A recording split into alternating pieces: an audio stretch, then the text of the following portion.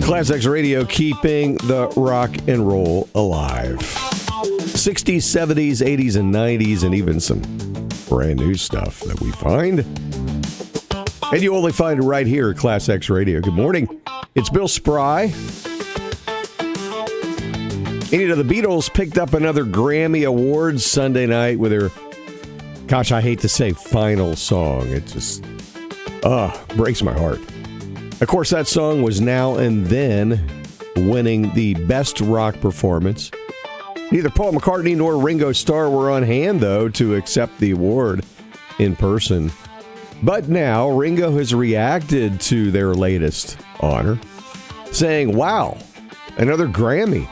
Well done, everybody. He shared that on Instagram next to a photo of him giving the peace sign, saying, I send you peace and love.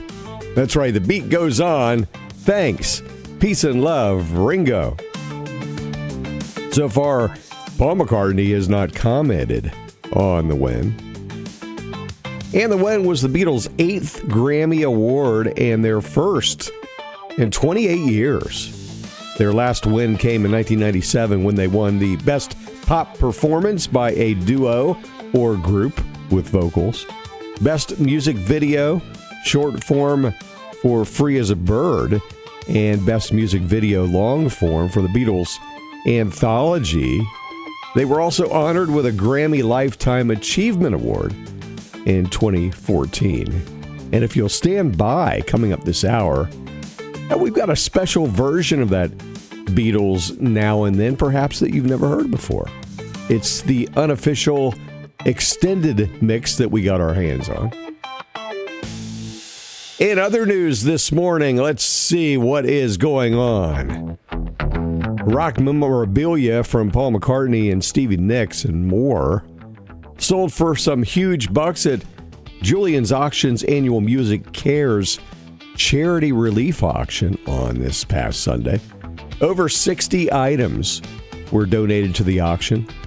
McCartney's signed copy of his 2021 book, The Lyrics 1965 to Present, personalized to the winner, brought in the most money. Get this, $63,000, which was more than 15 times over the initial estimate.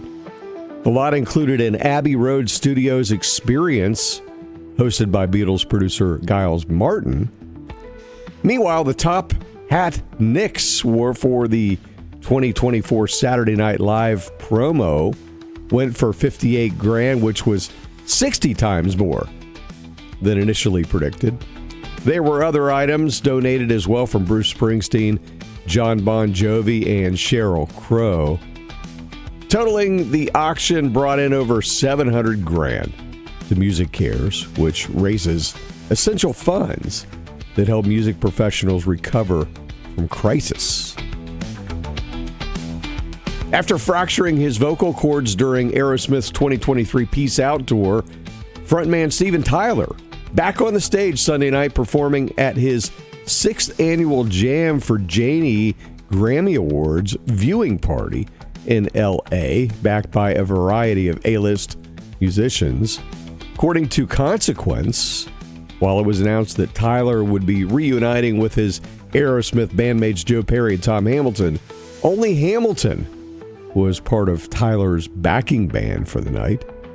Fan shots footage shared on social media and YouTube shows Tyler performing the extreme tune More Than Words.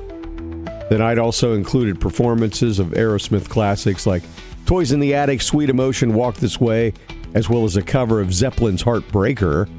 The performance was Tyler's first time singing publicly since Aerosmith's September 9, 2023 concert at UBS Arena in Long Island, New York. The show where he injured his vocal cords. After postponing the tour in August, the band canceled it and announced their retirement from the road, citing Tyler's continuing vocal problems. And it looks like Kiss vocalist, guitarist Paul Stanley has a big pair of shows coming up later this month, but not musically. In fact, the Star Child will be in person as he presents his artwork at several locations. The Town Center at Boca Raton from 6 to 8 p.m. on Saturday, February 22nd. And then the next day, Sunday, at Wentworth Gallery in Hollywood.